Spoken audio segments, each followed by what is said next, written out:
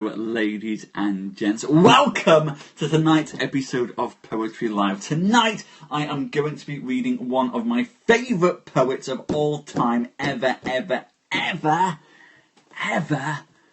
Tonight I'm going to be reading that great metaphysical poet, Donne. It's been a while since we've done Donne, so I'm very, very excited to be able to share it with you all, especially bearing in mind that some of you weren't here when we last read it on the show. So welcome, you're in for a wonderful show tonight. Especially if you haven't heard Donne before, it will be a wonderful experience for you. So hello, welcome Carol, welcome Rachel, hello Roger and Clockwork, hello Karen, hello Beth, hello Jackie. Come in everyone, sit yourselves down. Did you all have a good weekend? I hope you did.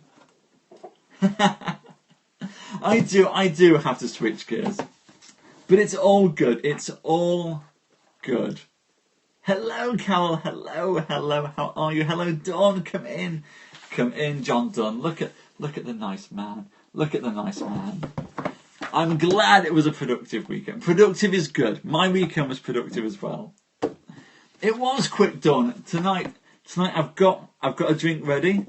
I had my book prepared and ready upstairs, so I didn't have to go and run down for it. I'd prepped all my posts for the week. Tonight, we'll see if I can hold this up all week, but tonight I'm feeling pretty prepped actually, which is a nice change. We got into a rhythm of being prepped, and then it fell, but tonight we are back, which is the important thing. La da da da da. You got the part! Periscope high five, Dawn. Well done. Congratulations. That makes me very, very happy. Well done. I like it. I like hearing good news like that. That makes me smile. Congratulations. No. Tell me these things. Anyway, tonight. Hello, Hannah. Welcome back. We're just about to start doing tonight's episode of Poetry Live. It is Donne, my favourite poet, who wrote up one of the most exciting periods in English history as far as I'm concerned. And Donne was a metaphysical poet, writing at this time when the sciences were first emerging. And we had, hello Sean, welcome Sean, welcome to tonight's show. Tonight we are doing some Donne. Donne, who was writing at the time when science was first taking off in England, and you had this clash and interplay between religion and science.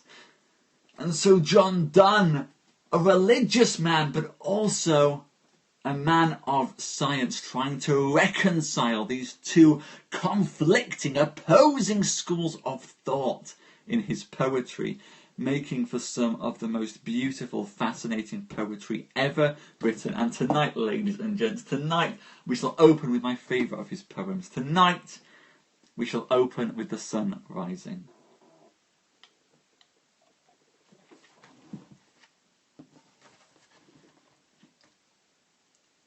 Busy old fool, unruly sun, why dost thou thus through windows and through curtains call on us? Must to thy motions lovers' seasons run? Saucy, pedantic wretch, go chide late schoolboys and sour prentices. Go tell court huntsmen that the king will ride. Call country ants to harvest offices. Love all alike, no season knows nor clime, nor hours, days, months, which are the rags of time. Thy beams, so reverend and strong, why shouldst thou think I could eclipse and cloud them with a wink? But that I would not lose her sight so long, if her eyes have not blinded thine. Look, And tomorrow, late, tell me whether both the Indias of spice and mine be where thou left'st them, or lie here with me. Ask for those kings whom thou saw'st yesterday, and thou shalt hear all here in one bed lay. She is all states and all princes, I nothing else is. Princes do but players, compared to this, all honours mimic, all wealth alchemy. Thou, son, art half as happy as we, in that the world's contracted thus. Thine age asks ease, and since thy duties be to warm the world, that's done in warming us. Shine here to us, and thou art everywhere. This bed thy centre is, these walls thy sphere.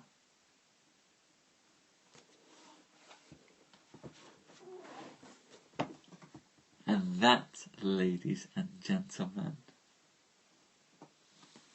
is The Sun Rising by John Donne. John Donne calling out the sun, for it has no need to go and warm the world, because the entire world is between him and his lover lying in the bed. Nothing else exists beyond that bedchamber. There's no need to get up and out of bed. There's no need to begin the day. There's only the need to stay there and enjoy the moment. John Donne is the sexiest priest ever, as far as I'm concerned. Yes, it's a saucy, pedantic wretch. How's that for a line to describe the sun? The next time the sun tries waking you up in the morning, just open the window, yell saucy, pedantic wretch, and go back to bed. He was a priest at a time when presumably you could get away with being probably the most erotic priest going in terms of poetry. I'm sure in the days of the Borgias in Rome there were naughtier priests, but John Donne certainly was a man to write at length about love and sex. So his sermons must have been interesting, if nothing else. He knew how to pack out a room in London. He knew exactly how to preach. Anyway, good, we should be laughing. I was reading The Name of the Rose over the weekend, which I hadn't read before, and The Name of the Rose seems pretty clear. It's all, we should laugh. Laughing is good for the soul. Anyway, this next poem that I'm going to be reading you, ladies and gents, is The Flea. Mark but this flea, and mark in this how little that which thou deniest me is. It sucked me first, and now sucks thee, and in this flea our two bloods mingled be. Thou know'st that this cannot be said as sin, nor shame, nor loss of maidenhead. Yet this enjoys before it woos, and pampered swells with one blood made of two, and this, alas, is more than we would do. Oh, stay, 3 lives in one flea spare, where we almost, you, more than married are. This flea is you and I, and this our marriage bed and marriage temple is. Though parents grudge and you, we are met, and cloistered in these living walls of jet, thou use make you apt to kill me. Let not to that self-murder added be, and sacrilege, 3 sins in killing 3. Cruel and sodden, hast thou since purpled thy nail in blood of innocence? Wherein could this flea guilty be, except in that drop which it sucked from thee? Yet thou triumphst, and saidst that thou find'st not thyself nor me the weaker now. 'Tis true then, learn how false fears be. Just so much honour, when thou yield'st to me, will wast, as this flea's death took life from thee.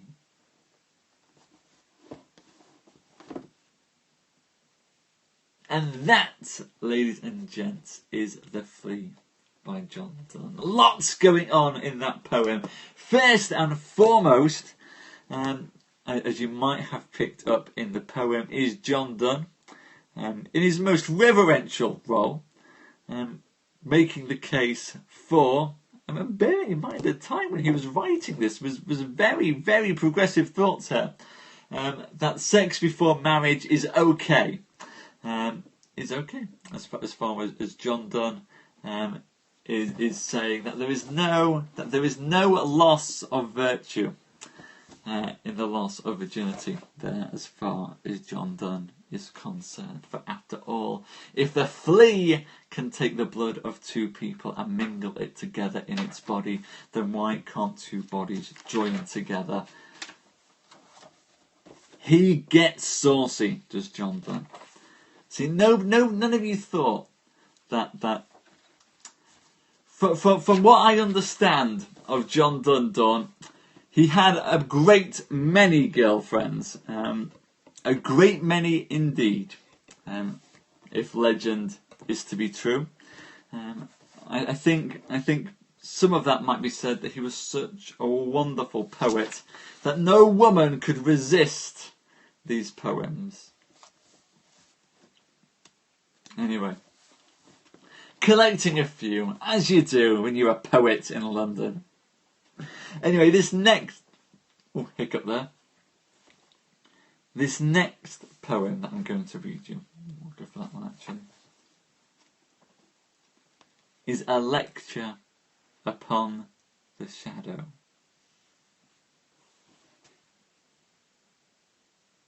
Stand still, and I will read to thee a lecture, love in love's philosophy. These 3 hours that we have spent walking here, 2 shadows went along with us, which we ourselves produced. But now the sun is just above our head, we do those shadows tread. And to brave clearness all things are reduced. So, whilst our infant loves did grow, disguises did, and shadows flow from us and our cares. But now 'tis not so. That love hath not attained the highest degree, which is still diligent, lest others see. Except our loves at this no one stay. We shall new shadows make the other way, as the first were made to blind others. These which come behind will work upon ourselves and blind our eyes. If our loves faint and westwardly decline, to me thou falsely thine, and I to thee mine actions shall disguise. The morning shadows wear away, but these grow longer all the day. But oh, love's day is short, if love decay. Love is growing, or full, constant light, and this first minute, after no one, is night. There, that is lecture upon the shadow, ladies and gents. And there we see a similar theme. I'm glad you like that one, Dawn. I like that one. It's a very similar theme to what we saw in The Flea, this idea of bodies mingling and merging together, this idea of shadows moving around the bodies of people walking, touching, growing, shrinking and fading. And at the end there, John Donne turning and saying that love is not shadows, love is not something that wanes or drifts apart from each other. Love is the full, constant light, the thing that creates the shadows. Love is constant until love exists no more, and then it is light. Absolutely, Dawn. At the height, it disappears, and it controls all of these things. It is the constant. When you can see, then love exists. Anyway, one last poem. My fine, wonderful audience of tonight. Which one? A fever it shall be. Tonight, ladies and gents, I shall read you one last poem. I shall read you a fever. Here we go. Oh, do not die, for I shall hate all women so when you are gone, that thee I shall not celebrate when I remember thou wast one. But yet thou canst not die, I know. To leave this world behind is death.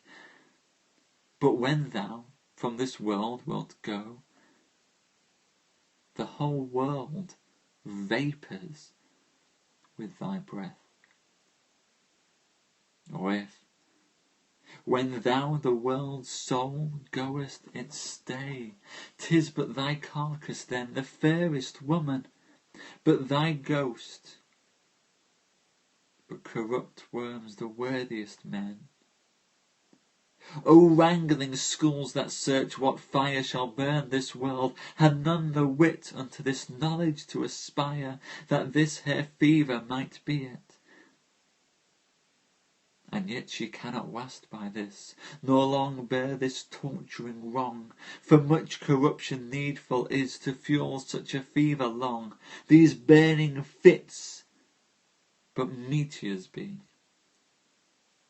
whose manner in thee is soon spent. Thy beauty and all parts which are thee are unchangeable firmament. Yet 'twas of my mind, seeing thee, though it in thee cannot persevere, for I had rather owner be of you 1 hour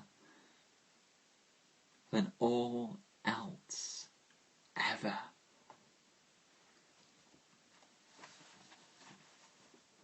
That's a lovely, lovely poem. Similar in some ways, well, there's many poems written to loved ones on their deathbeds, but I like that. I like this idea that you cannot leave this world behind, because to leave the world behind is death, and when you go, the whole world is a vapour of your breath. The idea that you continue in this ethereal sense that just echoes and fills the world. I think that's a very, very beautiful image to behold. So thank you, John Donne, for sharing that. But even in fever, I would rather be the owner of 1 hour with you than all else ever. Why do I like poetry so much, Dawn? That's a good question. Why do I like poetry so much?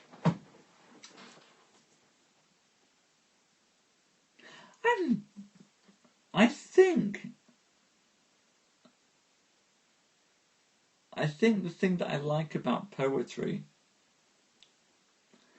I think it's because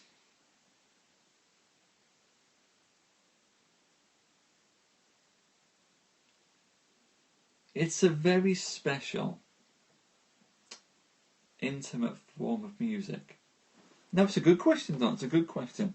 It's a very intimate form of music, if you think about it. We accept the fact that different pianists can play a Chopin sonata in different ways. But you don't. Nobody just reads. You don't read one of Chopin's sonatas, do you? You don't.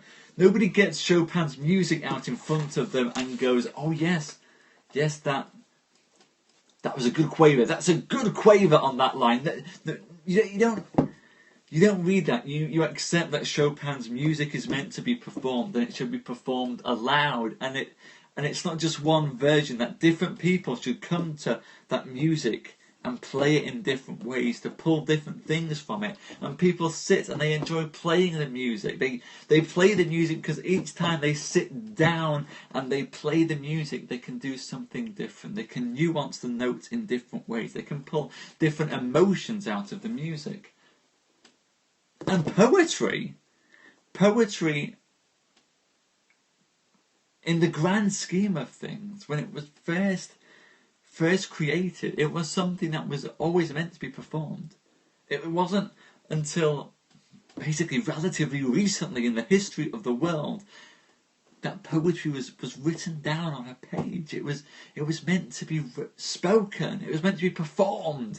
The Greek poets were meant to perform this to the audience to the point where Homer doesn't exist. Homer cannot exist because the Iliad and the Odyssey were being performed for hundreds of years before anybody wrote them down. Even if you take the parables of Jesus, which are poems, they were meant to be performed. They were meant to be spoken aloud, and that only then later they got written down and codified. And for me, poetry doesn't belong in a book. That doesn't. It doesn't make sense. It's like having an LP that you never actually put onto the gramophone to actually get the music out of. This only makes sense when you sit down and you read it.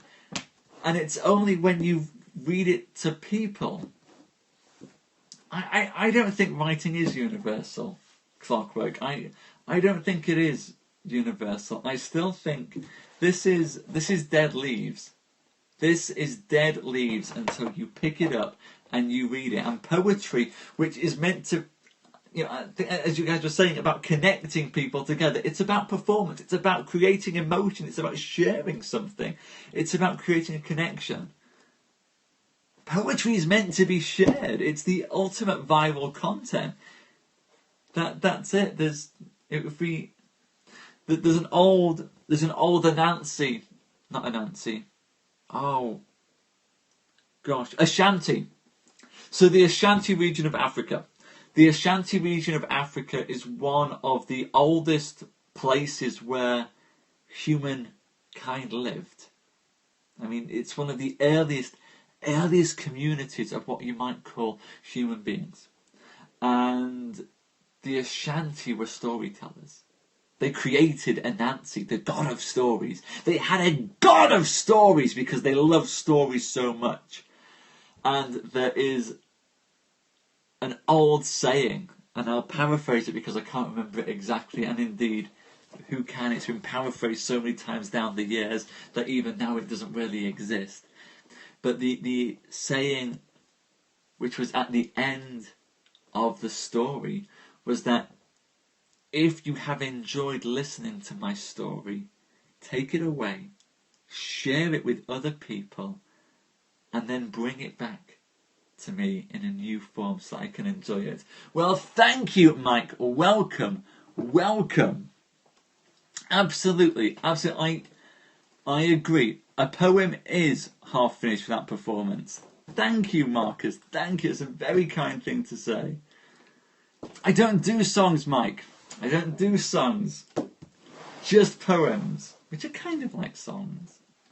But yes, if you're not reading the poem aloud, it's half finished. It would be like, well, yeah, good for you, Mike. If you're not reading the poem aloud, then it's like writing a play that's never performed, writing a song that's never sung. Why wouldn't you want to perform it aloud? Absolutely. Good poems. Poems are incredibly similar to raps. Rap music got me into poems to begin with, Mike. It was rap music that got me into enjoying poetry, because I understood that it was. There's a very, very fine line between performance poetry and rap music. Rapper or poet? My favourite poet, I think Tupac's okay. Tupac's not. I'm not hugely into Tupac. Actually, I try. I like Biggie Smalls. I enjoy a bit of Biggie Smalls. Some Snoop. You know, I enjoy early Snoop as opposed to late Snoop. I don't know Stormzy. I'm not a massive rap fan. I will be honest, guys. Yes, I like Eminem.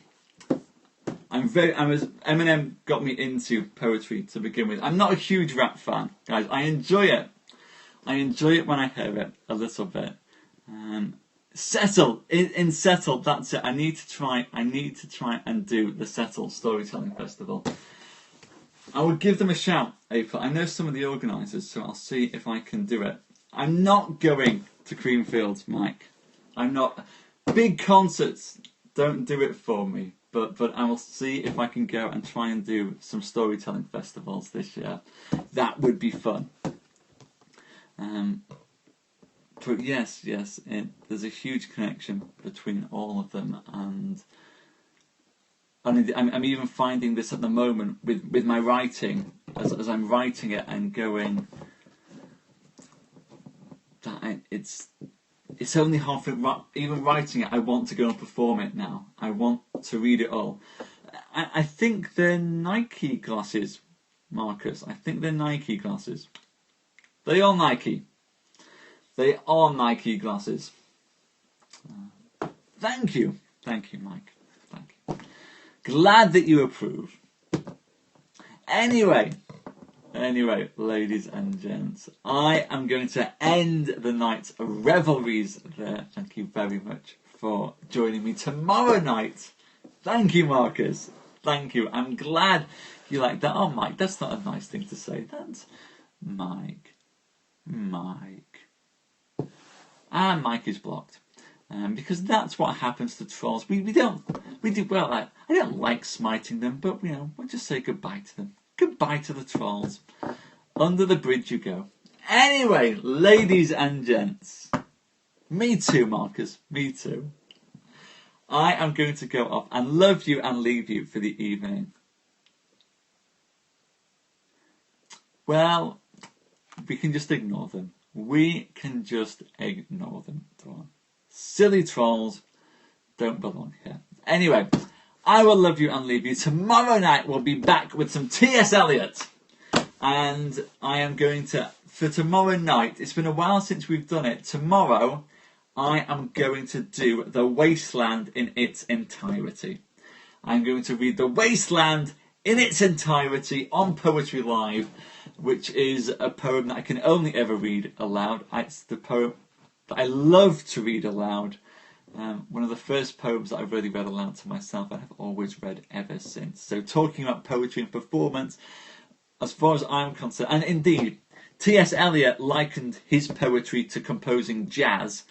So we can talk some more about poetry and jazz and The Wasteland tomorrow when I do it in its entirety. Thank you so much for coming tonight. Thank you, Roger. Thank you, Clockwork.